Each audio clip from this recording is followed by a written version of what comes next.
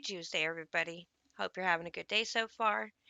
Listen, I talked the other day about wanting to do like a new series where I cover not conspiracy theories, but actually find things that the government has done and tried to keep secret and talk about them.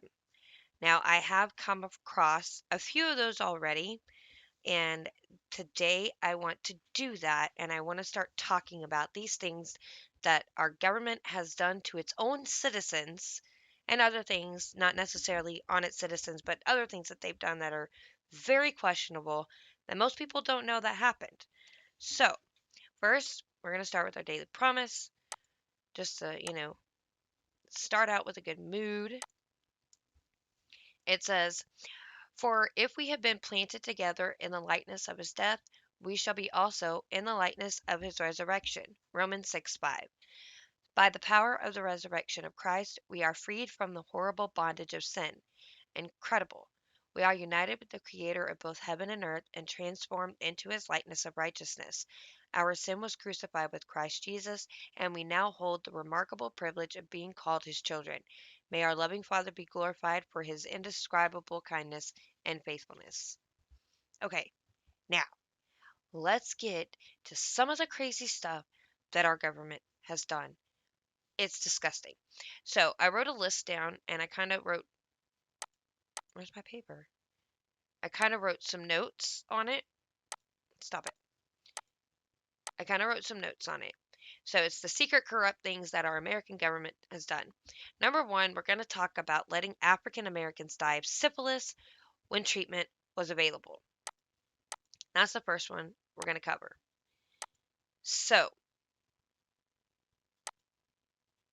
it says AP was there, black man untreated in Tuskegee syphilis study. I think that's how you say it. So apnews.com by Gene Heller. It says on July 25th, 1972, Associated Press reporter Gene Heller broke news that rocked the American medical establishment. The federal government, she reported, had let hundreds of black men in rural Alabama go untreated for syphilis for 40 years for research purposes. A public outcry ensued, and the Tuskegee syphilis study ended 3 months later. The men filed a lawsuit that resulted in a $9 million settlement, and then President Bill Clinton formally apologized years later. Still, the chilling effects of the study linger to this day. It's routinely cited as a reason some African Americans are reluctant to participate in medical research or even go to the doctor for routine checkups. Kind of makes sense how a lot of the black people today are very hesitant to take the vaccine. In observance of the 45th anniversary of Heller's groundbreaking story, the AP is republishing Heller's original report as well as its coverage of Clinton's apology on May 16, 1997. During a 40-year federal experiment, a group of syphilis victims was denied proper medical treatment for their disease. Some participants died as a result, but survivors are now are getting whatever aid is possible, the U.S. Public Health Service says. The experiment conducted by the PHS was designed to determine through autopsies what damage untreated syphilis does to the human body. Dr. Merlin K. Duval, Assistant Secretary of Health, Education, and Welfare, expressed shock on learning of the study. He said he was launching an investigation immediately. Of about 600 Alabama black men who originally took part in the study, 200 or so were allowed to suffer the disease and its side effects without treatment, even after penicillin was discovered as a cure for syphilis. Treatment then probably could have saved or helped many of the experiment participants, PHS officials say.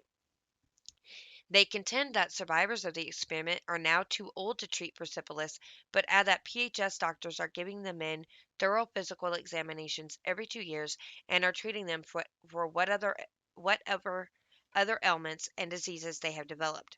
Members of Congress reacted with shock to disclosure Tuesday by the Associated Press that the PHS syphilis experimentation on human guinea pigs had taken place. Senator William Proxmire of Wisconsin, a member of the Senate Appropriations Subcommittee, which oversees PHS budgets, called the study a moral and ethical nightmare. It's incredible to me that such a thing could ever have happened, he said in a statement. The Congress should give careful consideration to compensating the families of these men. Senator Edward M. Kennedy of Massachusetts, chairman of the Senate Health Subcommittee, said through a committee spokesman that he deplores the facts of the case and is concerned about whether any other such experiments exist. The syphilis experiment, called the Tuskegee study, began in 1932 in Tuskegee, Alabama, an area which had the highest syphilis rate in the nation at that time. When the study began, the discovery of penicillin as a cure for syphilis was still 10 years away, and the general availability of the drug was 15 years away. Treatment in the 1930s consisted primarily of doses of arsenic and mercury. Of the 600 original participants in the study, one-third showed no signs of having syphilis. The others had the disease. According to PHS data, half the men with syphilis were given the arsenic mercury treatment, but the other half, about 200 men received no treatment for syphilis at all. Men were persuaded to participate by promises of free transportation to and from hospitals, free hot lunches, free medical treatment for ailments other than syphilis, and free burial. 74 of the untreated syphilitics were still alive last January. Syphilis is a highly contagious infection spread through sexual contact. If left untreated, it can cause blindness, deafness, deterioration of bones, teeth, and the central nervous system, insanity, heart disease, and death. In 1969, the PHS Center for Disease Control in Atlanta, which has been in charge of the Tuskegee study, reviewed records of 276 syphilitics, both treated and untreated, who participated in the experiment. It found that 7 men had died as a direct result of syphilis. Another 154 died of heart failure, but CDC officials say they cannot determine now how many of these deaths were caused by syphilis or how many additional deaths may have been linked to the disease. PHS officials responsible for initiating the Tuskegee study have long since retired, and current PHS officials said initially they did not know their identity. Of course, they're still trying to cover it up. But later, a PHS official said the study was initiated in 1932 by Dr. J.R. Heller, Assistant Surgeon General in the service's venereal disease section, who subsequently became division chief. Of the decision not to give penicillin to the untreated syphilitics once it became widely available, the official, Dr. J.D. Miller, said, I doubt that it was a one-man decision. These things seldom are. Whoever was director of the VD section at the time in 1946 or 1947 would be the most logical candidate if you had to pin it down. Dr. Miller, current chief of the venereal disease branch of the CEC, said he did not know who headed the VD section in those years. Earlier, Dr. Miller said, I think a definite moral problem existed when the study was undertaken. A more serious problem was overlooked in the post war years when penicillin became available but was not given to these men, and a moral problem still exists. But the study began when attitudes were much different on treatment and experimentation, he added. At this point in time, with our current knowledge of treatment and disease and the revolutionary change in approach to human experimentation, I don't believe the program would be undertaken. Well, I doubt that. I think we're highly capable of continuing experiments like this, and I think we still do. Don Prince, another official in the venereal disease branch of CDC, said the Tuskegee study had shown that the morbidity and mortality rate of untreated syphilitics was not as high as previously believed, but he said he thought the study should have been halted with penicillin treatment for participants after World War II. I don't know why the decision was made in 1946 not to stop the program, Prince said. I was unpleasantly surprised when I first came here and found out about it. It really puzzles me. Because of their age, the CDC cannot now treat the 74 survivors of the Tuskegee study for syphilis, Dr. Miller said. Possible ill side effects of massive penicillin therapy constitute too great a risk to the individuals, particularly those whose syphilitic condition is dormant. However, he added there was a point when the men could have been treated with some measure of success. The most critical moral issue about this experiment arises in the post-war era, the years after the end of World War II, when penicillin became widely available. I know some were treated with penicillin for other diseases and then dropped from the program because the drug had some positive effect on the primary disease syphilis. Looking at it now, one cannot see any reason they could not have been treated at that time. I see the reason. I mean, I don't know what they gained out of it, but they were evil people. Um, I've heard this story before. I've watched a story about it on YouTube before. And so don't quote me on this because I'd have to go and find that video. But I was under the impression that some of these men were purposefully um, contracted syphilis. I could be wrong about that. I could be thinking about something else. Like they purposely made them sick so they could study it. So don't quote me on that. And that probably is wrong. Let's be honest. I'm probably wrong. Okay, number two. Let's talk about this one. Well, no, let's talk about a different one. Let's talk about injecting people with plutonium. That sounds like a good one to cover. Okay. Um, this is from ahrp.org, and apparently it has a lot of different information about a lot of different things. Very good place to go look. Um, from 1945 to 1947, 18 patients were injected with plutonium in AEC experiments.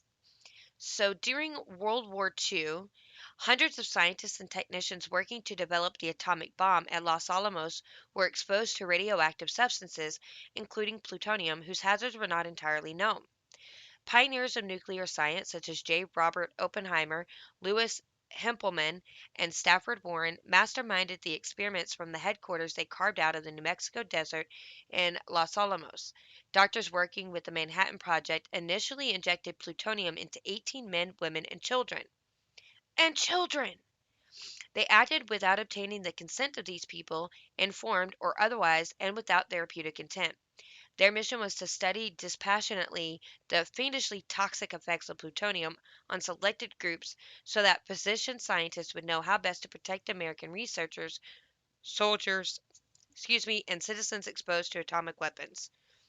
So let's just go grab some unsuspecting people and let's inject them with this and let's see how we can keep other people safe if it ever happens.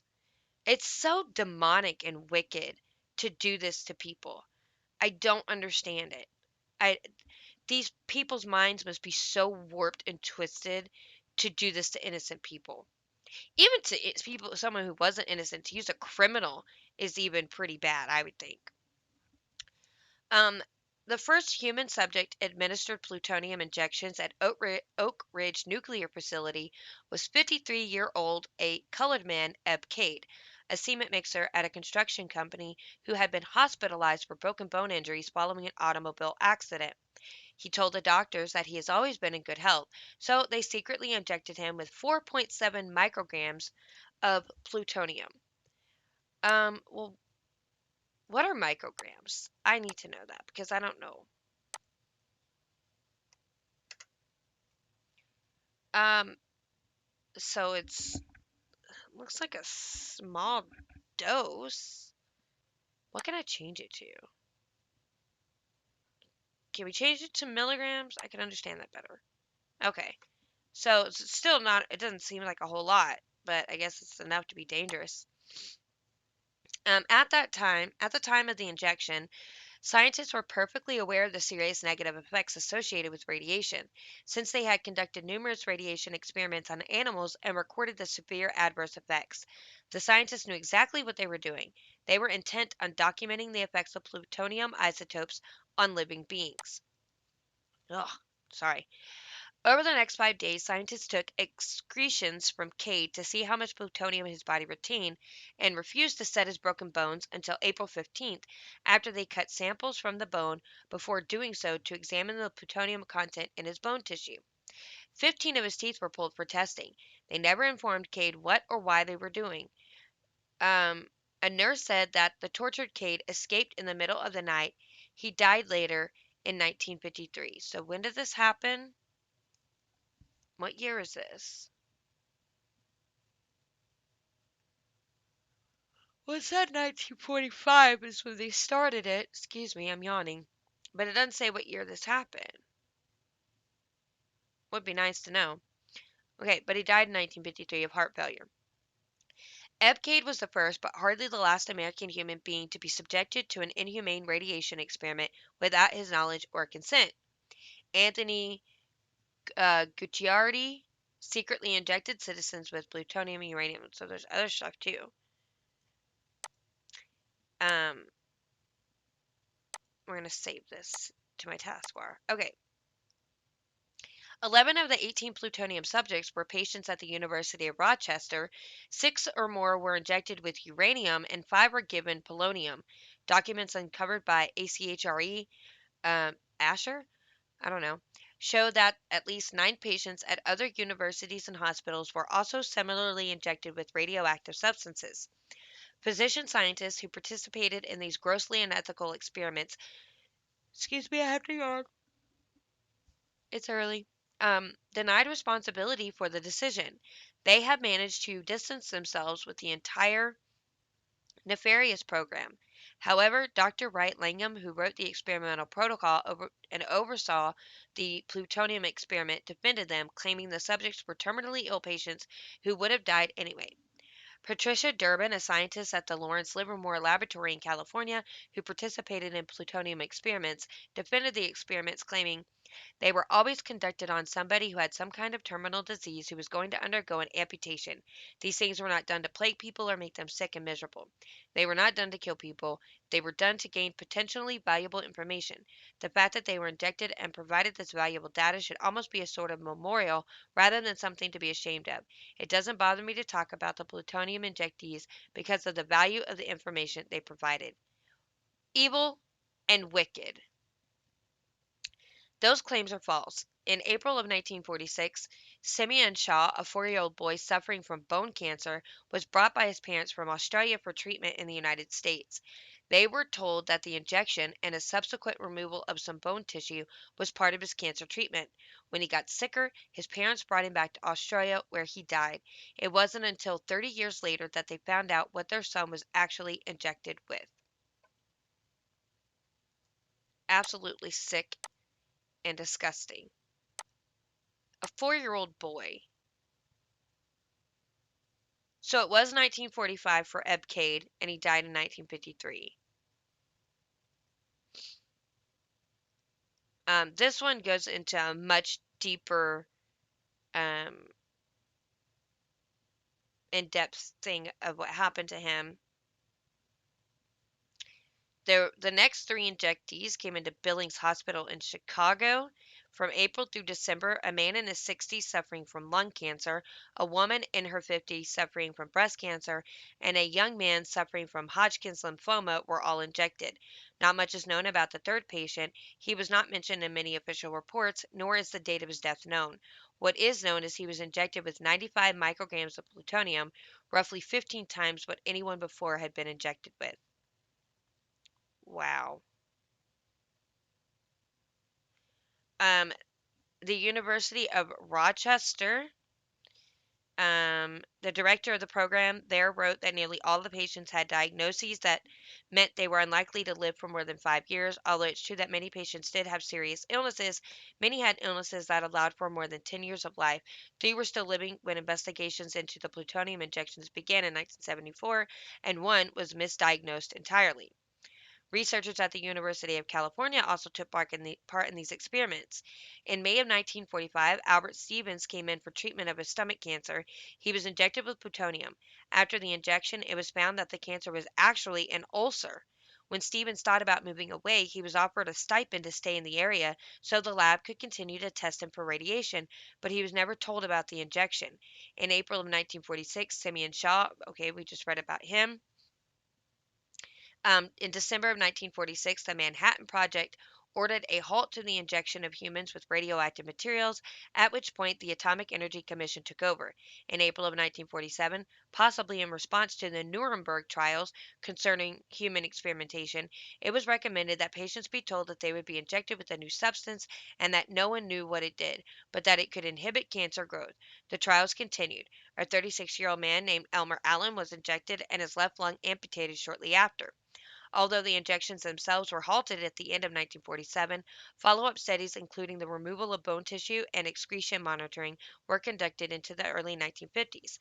Some of the 18 known patients injected with plutonium died and were actually exhumed for more tests to be conducted. Their families were still told that they had received an unknown mixture of isotopes purely for medical treatment. It wasn't until the 1970s that a full investigation was conducted. Surviving patients were informed, families of the deceased were questioned and eventually informed. Only one surviving patient never knew what happened to her. Her current doctors judged her emotional state too fragile to be told about the injections. The last survivor of the plutonium experiments was Elmer Allen, the man whose leg was amputated after his injection. When doctors looked back through his notes, they found that his prognosis at the beginning was very good and that it was deemed likely that the then 36-year-old would live more than 10 years.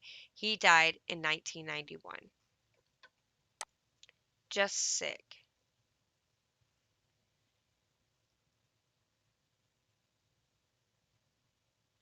Okay, this here um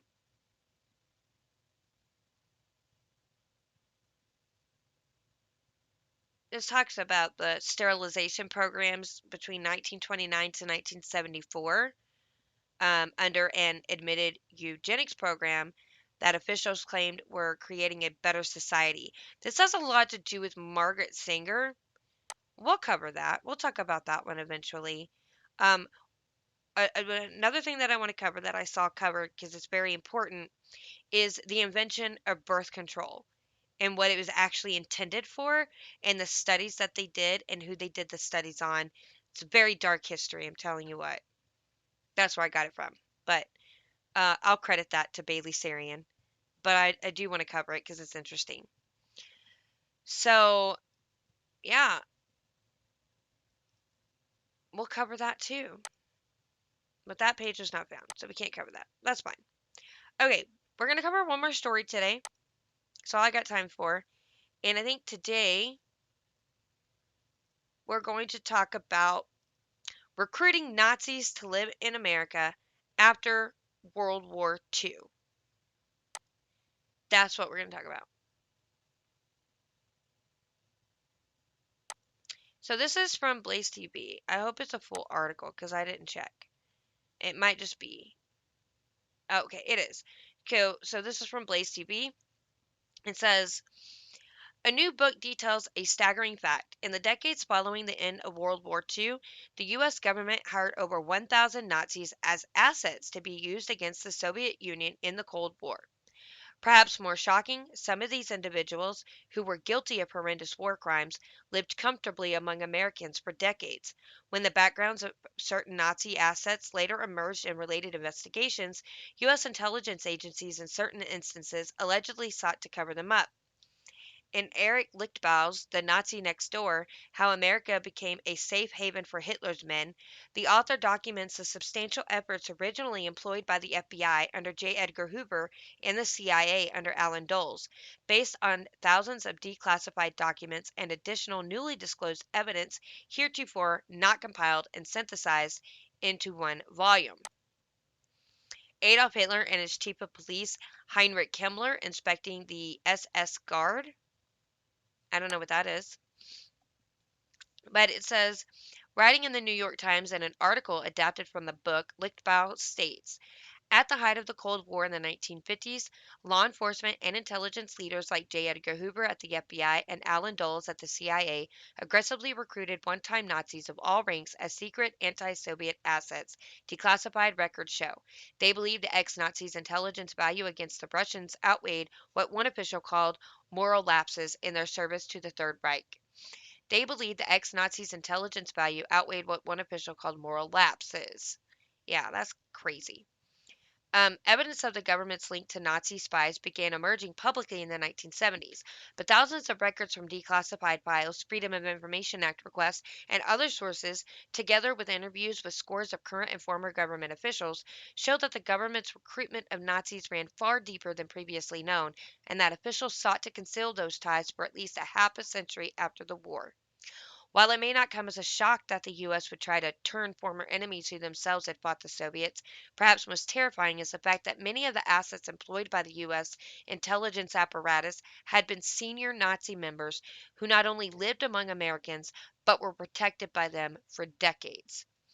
In the article, Lichtbau notes that the U.S. employed, for example, an SS officer named Otto von Bolschwig a mentor and key aide to Adolf Eichmann, first hiring him to spy in Europe and then providing von Boltzwig and his family residence in New York City beginning in 1954. I think I'm butchering these names, but I'm not sure.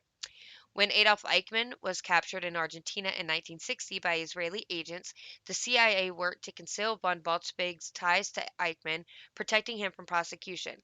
Lichtblau writes, Agency officials were worried that Mr. von Bolshevik might be named as Eichmann's collaborator and fellow conspirator, and that the resulting publicity may prove embarrassing to the U.S., a CIA official wrote. In another example, Lichtblau details the story of um, Alexandros Lalaikis, I guess, a man linked to the machine gun massacres of 60,000 Jews in Lithuania. He worked under the control of the Gestapo during the war, his CIA file noted, and was possibly connected with the shooting of Jews in Vilna. Lalaikis was hired to spy for the CIA in East Germany in 1952 and ultimately immigrated to America in 1956, where he would live quietly for nearly 40 years until prosecutors discovered his Nazi past and prepared to seek his deportation in 1994. But the agency allegedly sought to cover Lalaikis' crimes up. Lichtblau writes, when CIA officials learned of the plans, a lawyer there called Eli Rosenbaum at the Justice Department's Nazi hunting unit and told him, "You can't file this case." Mr. Rosenbaum said in an interview. The agency did not want to risk divulging classified records about its ex spy, he said. Mr. Rosenbaum said he and the CIA reached an understanding. If the agency was forced to turn over objectionable records, prosecutors would drop the case first. That did not happen, and Mr. Lalaikis was ultimately deported. The CIA also hid what it knew of Mr. Lalaikis' past from lawmakers. In a classified memo to the House Intelligence Committee in 1995, the agency acknowledged using him as a spy but made no mention of the records linking him to mass murders. There is no evidence, the CIA wrote, that this agency was aware of his wartime activities. Well, they're Nazis, so surely you knew that they had some. For their part, the CIA refused to comment on Lichtbau's story generally. What were some of the activities in which the Nazi intelligence assets were involved? Lichtbau tells us. The Nazi spies performed a range of tasks for American agencies in the 1950s and 1960s, from the hazardous to the trivial, the documents show. In Maryland, Army officials trained several Nazi officers in paramilitary warfare for a possible invasion of Russia. In Connecticut, the CIA used an ex-Nazi guard to study Soviet bloc postage stamps for hidden meanings. In Virginia, a top advisor to Hitler gave classified briefings on Soviet affairs. And in Germany, SS officers infiltrated Russian-controlled zones, laying surveillance cables and monitoring trains. But many Nazi spies proved inept or worse, declassified security reviews show. Some were deemed habitual liars, confidence men, or embezzlers, and a few even turned out to be Soviet double agents, the records show. Mr. Brightman said the morality of recruiting ex-Nazis was rarely considered. This all stemmed from a kind of panic, a fear that the communists were terribly powerful and we had so few assets, he said. The ideology that pervaded U.S. intelligence from the top, leading to such a program, is at best highly troubling. Mr. Doles believed moderate Nazis might be useful to America. Mr. Hoover, for his part, personally approved some ex-Nazis as informants and dismissed accusations of their wartime atrocities as Soviet propaganda. We do not know the full scope and scale of such operations, which some argue is substantially larger than 1,000 ex-Nazis, as elements of it still remain classified. In all, the American military, the CIA, the FBI, and other agencies used at least 1,000 ex-Nazis and collaborators as spies and informants after the war, according to Richard Brightman, a Holocaust scholar at American University who was on a government-appointed team that declassified war crime records. The full tally of Nazis turned spies is probably much higher, said Norma Goda, a University of Florida historian on the declassification team, but many records remain classified even today, making a complete count impossible. But the sobering reality is clear. U.S. agencies directly or indirectly hired numerous ex-Nazi police officials and East European collaborators who were manifestly guilty of war crimes, he said. Information was readily available that these were compromised men. Can I just say that they're, people on the left, they like to call Trump supporters or conservative Nazis. Yet the government was bringing in Nazis to do things for us. Like, really, how dumb can you be? They were willing to kill innocent people just because of their ethnicity. And you think they can be trusted to be our spies? That's a pretty dumb move. I think a lot of our government leaders since like the times of Abraham Lincoln have just been dumbed down so much. I don't get it. There was another article about it from the Smithsonianmag.com. I don't know if I'm going to read all of it, but I'm going to just skim through it real quick and see if there's anything extra that can be found. Um, this says 71 years ago, 88 Nazi scientists arrived, but this was written in 2016. The other one was written more recently. I don't remember what year it said. Um, they had no idea that Hitler was working on a bubonic plague weapon. That is really where paperclip began, which was suddenly the Pentagon realizing, wait a minute, we need these weapons for ourselves. So, okay. So they wanted to study some kind of weapon that Hitler was working on. So they brought over the 88 Nazis, captured during the fall of Nazi Germany, back to America to get them back on the job. Only this time, according to History.com, they were working for the U.S. under a project known as Operation Paperclip. While the military did what they could to whitewash the parts of their prisoners of peace, as some of the scientists called themselves, many had serious skeletons in their closet. Werner von Braun was not just one of the brains behind the V 2 rocket program, but had intimate knowledge of what was going on in the concentration camps.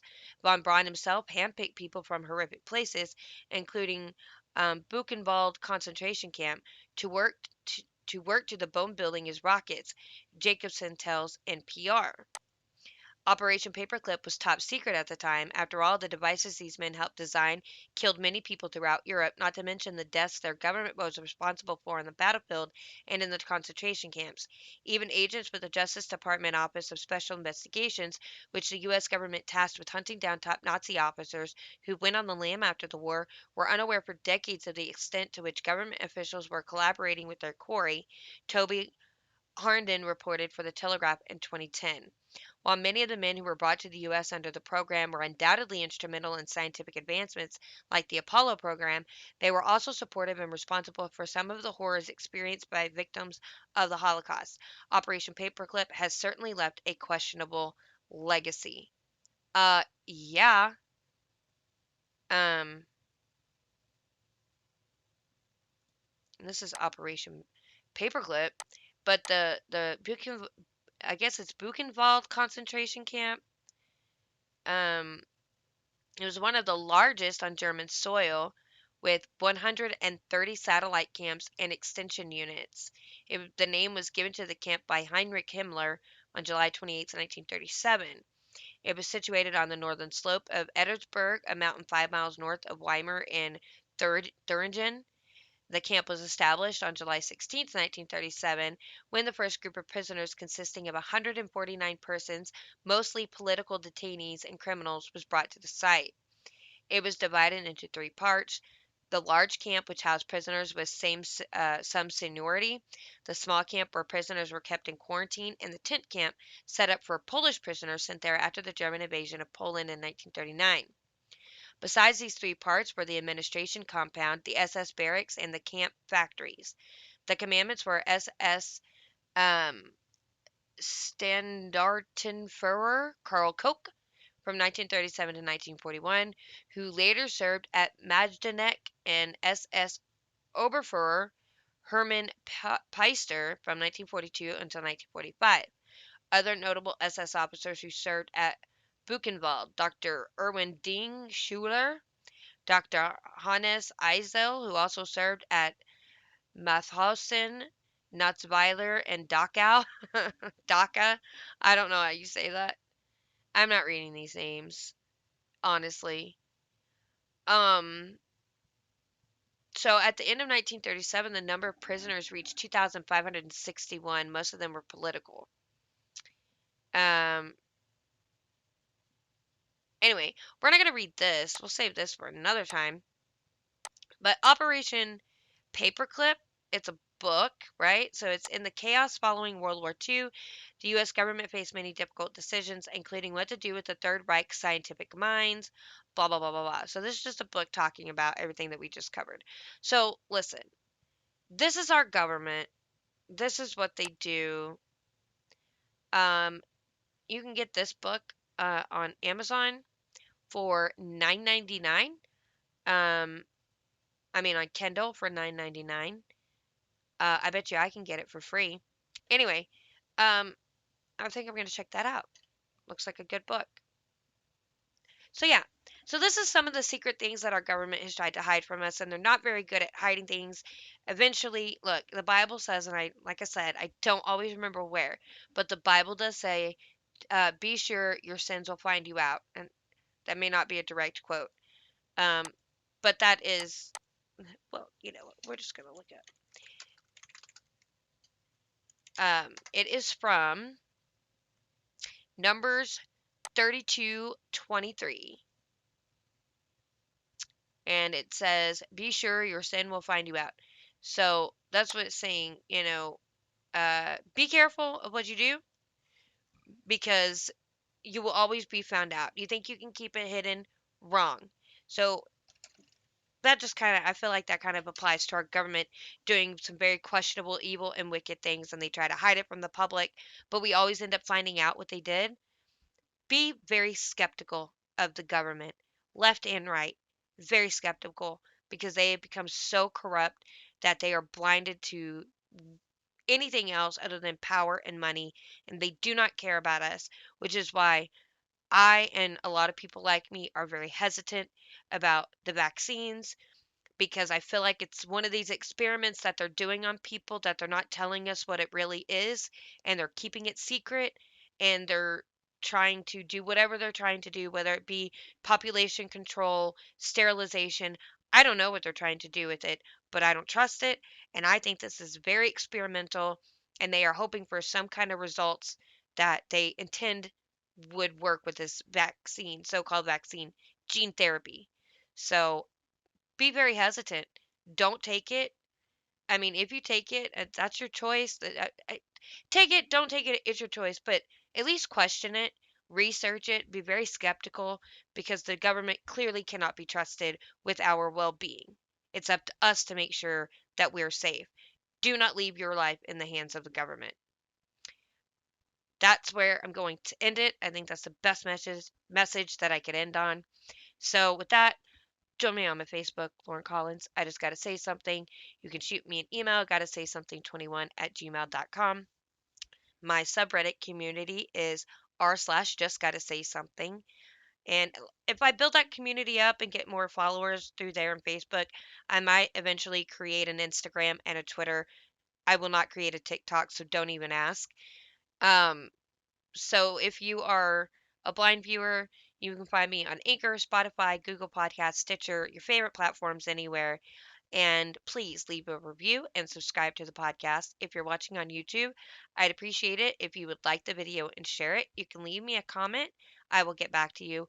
But most of all, please hit the subscribe button and the notification bell so you know that every time I upload a new video, all of your support is greatly appreciated and it means a lot to me. Also, don't forget, subscribe to The Scott Ford Show, Isaac Hayes, the Cajun Conservative, and his Christian podcast, Brothers Just Searching, TV's Rob is Unwoke, and Nate Savage with Savage 5050. It's not Nate Savage Savage, I promise. Nate Savage, Savage 5050. Great YouTubers and great people. I think you'll really, really enjoy them. And that is it for today. Wednesday, I have no idea what I'm doing. But Thursday's episode, we're going to continue talking about the secrets of our government. So I hope you'll be back on Thursday. But until then, have a good rest of your day and God bless.